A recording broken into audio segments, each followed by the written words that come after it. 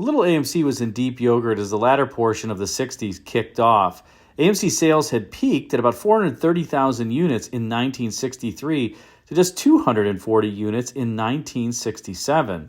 And the company went from making money to a $76 million loss in 1967. It was kind of time for President Roy Abernathy to move on, and Roy Chapin Jr. took the helm of AMC, and shortly thereafter, the company was actually having some success again. It introduced a great-looking new Javelin for the 1968 model year, and then for 1969, a new Ambassador joined.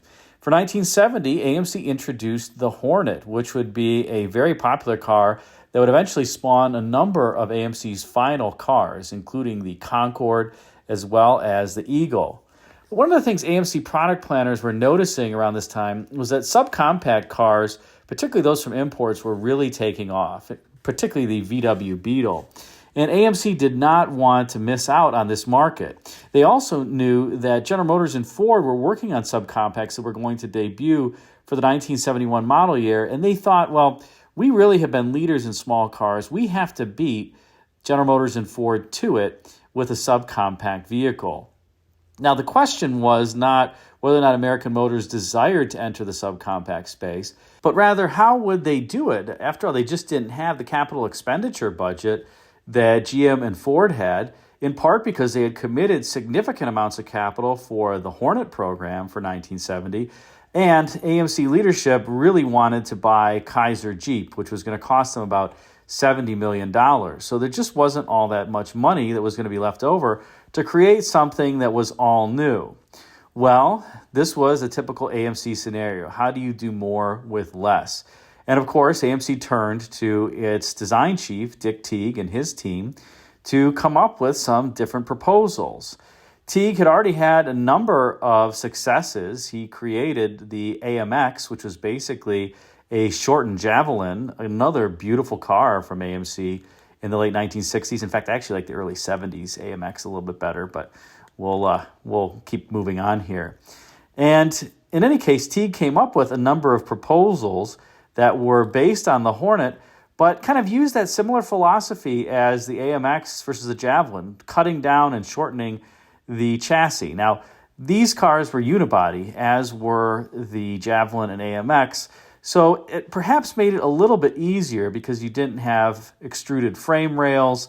You basically had the same subframe up front for what was going to become the Gremlin and the Hornet, and you had a similar rear suspension out back. You just kind of shorten the midsection of the vehicle, and you get, well, the Gremlin, as I just mentioned before. So in order to do that, Teague and his team decided to hack the Hornet's wheelbase, which was 108 inches, and they believed that they needed something that was going to be less than 100 inches. That was kind of the definition of a subcompact at that time. They wanted something that could be cross-shopped with a Beetle or some of the import vehicles, and so the Gremlin had a 96-inch wheelbase. It was exactly a foot shorter than the Hornets, and the overall length for the Gremlin was 161 inches compared to 179 for the Hornet. So about 18 inches or a foot and a half off of the overall length, and it was a greater decrease in overall length versus the wheelbase decrease because, well, the Gremlin didn't have the standard trunk, of course. It had that little hatch out back. Now, the great thing about this type of design and proposal was that a lot of similar components could have been used, and they were, in fact, used. Now, interestingly, the Gremlin did have a different hood. It had this, I guess you'd call it a bulge hood. For whatever reason, AMC designers, I guess, maybe wanted to make it less obvious that the Gremlin had Hornet underpinnings as well as Hornet origins, and so they put that power bulge hood on the front, and they also changed the front end to have kind of this heavier, somewhat of a loop bumper-esque grille, but it wasn't really a bumper. It just was this argent silver trim around the headlamps. And, well, it looked different from the Hornet, and I guess it kind of worked.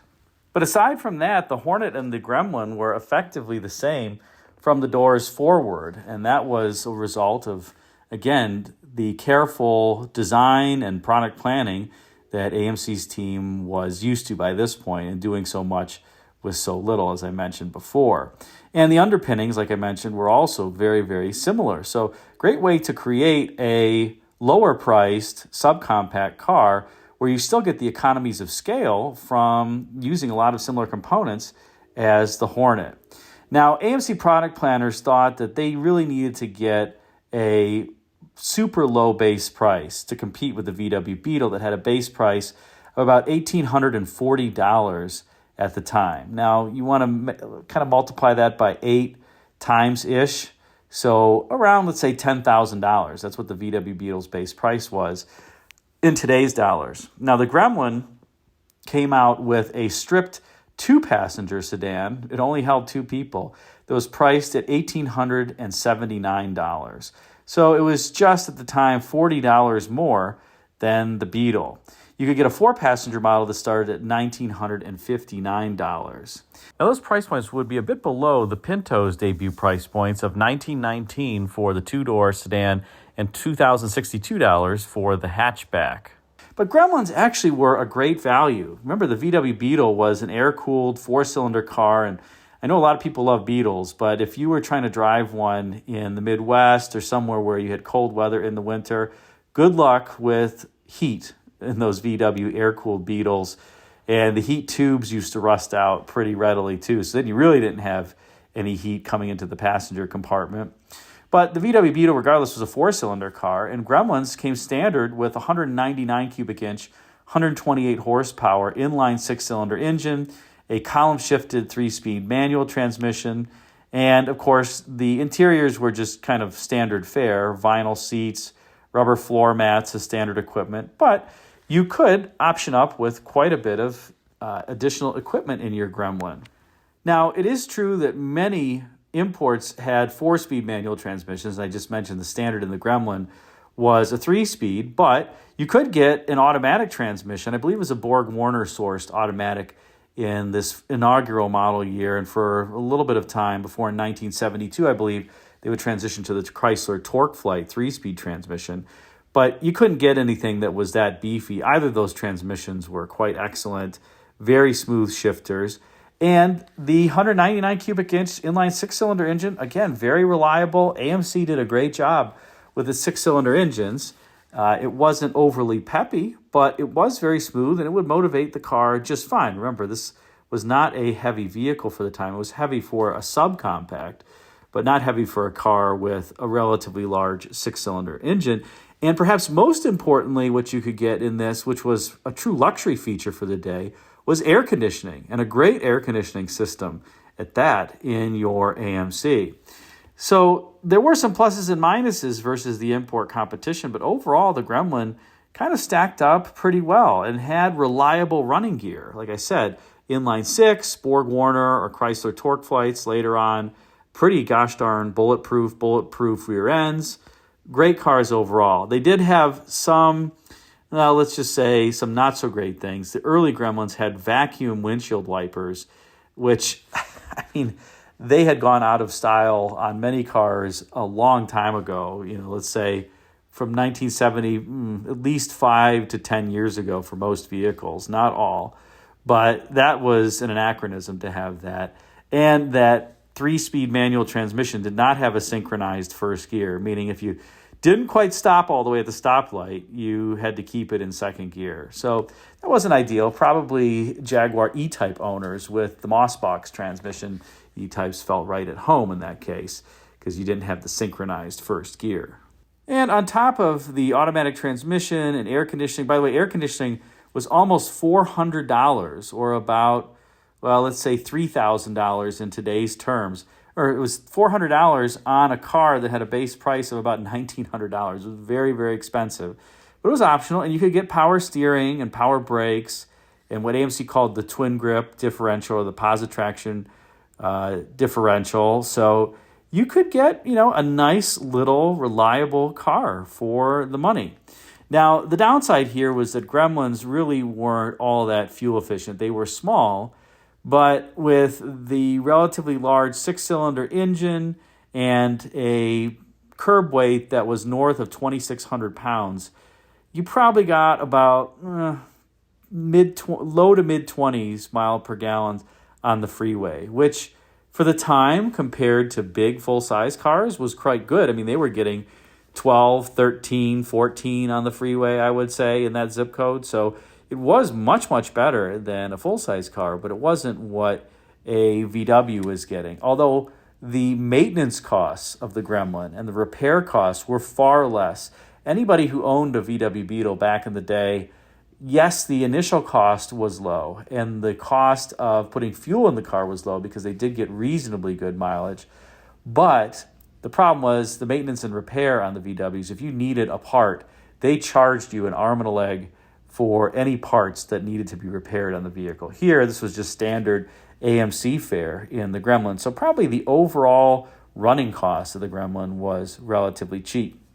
And they were, I would say, just the right car at the right time in many ways, particularly when the OPEC embargo hit in 1973. The sales ended up surging. But in that first inaugural model year, it really was a nice car overall. And it just got better and better as the years went on, at least for the first few years. And if you wanted a little bit more pep in that first model year, you could get a 232 cubic inch 145 horsepower inline six-cylinder engine.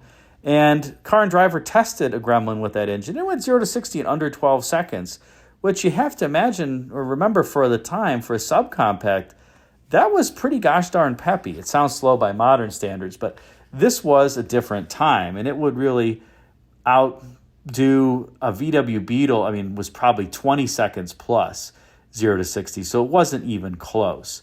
And even cars like the Chevrolet Vega, the Ford Pintos, the Mavericks, etc., took longer to get from 0 to 60 than that. Now, when the 1971 Gremlins arrived, they did have some, let's say, new features, but they also had a lot more competition. As I mentioned, Chevrolet would introduce its Vega for this year, and Ford would introduce the Pinto.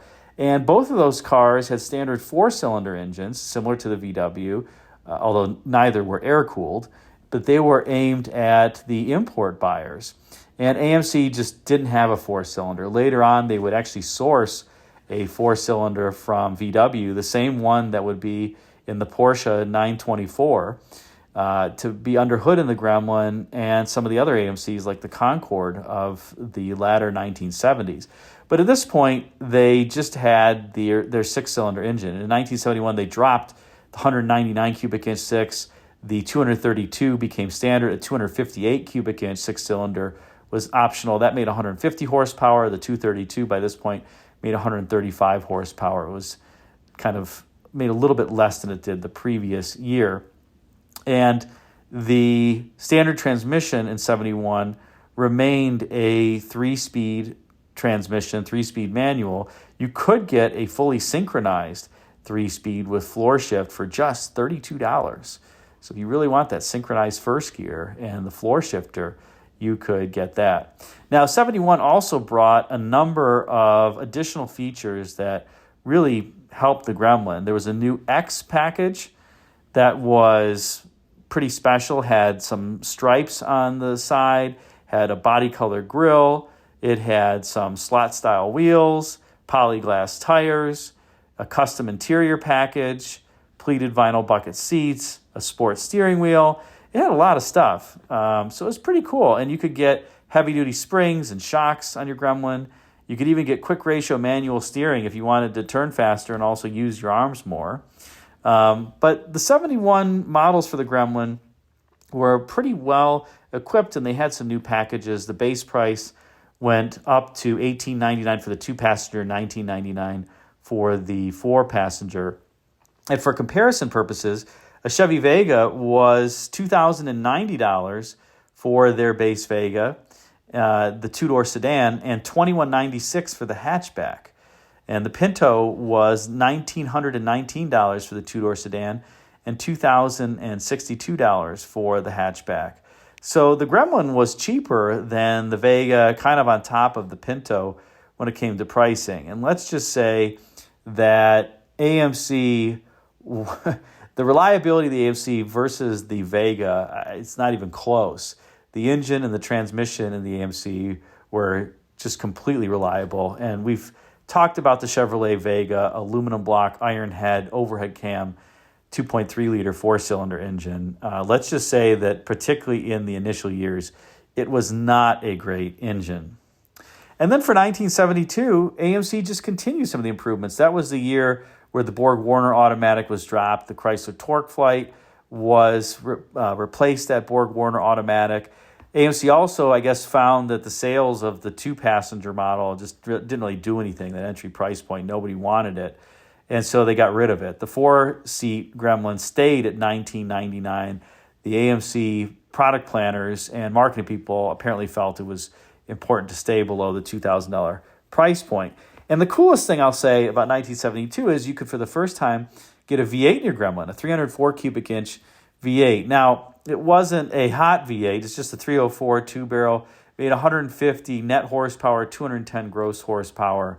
But, again, this was a light, small car, and a little V8 Gremlin was a pretty speedy vehicle. I haven't really seen any magazine tests at the time of a V8 Gremlin, but I would venture to say it would go 0 to 60 in a little under 9 seconds, maybe 8.5 seconds, which was pretty gosh darn quick for the time frame. You had a little hot rod if you wanted, and of course, you could easily upgrade that to a 4-barrel carburetor if you wanted on the AMC 304. Now, we're going to stop there. There's more history to the Gremlin. It would continue on for a number of model years post 1972, but we'll save that for another video. And in lieu of talking about that, we're going to take a look at some of these design proposals that are interesting, let's just say. First, let's take a look at this notchback proposal for the Gremlin. This doesn't have that hatch. It doesn't look like somebody cut off the rear end. Actually, kind of a smart-looking little two-door car. The front door, well, there's only one door on either side here, but the door looks rather large relative to the overall body.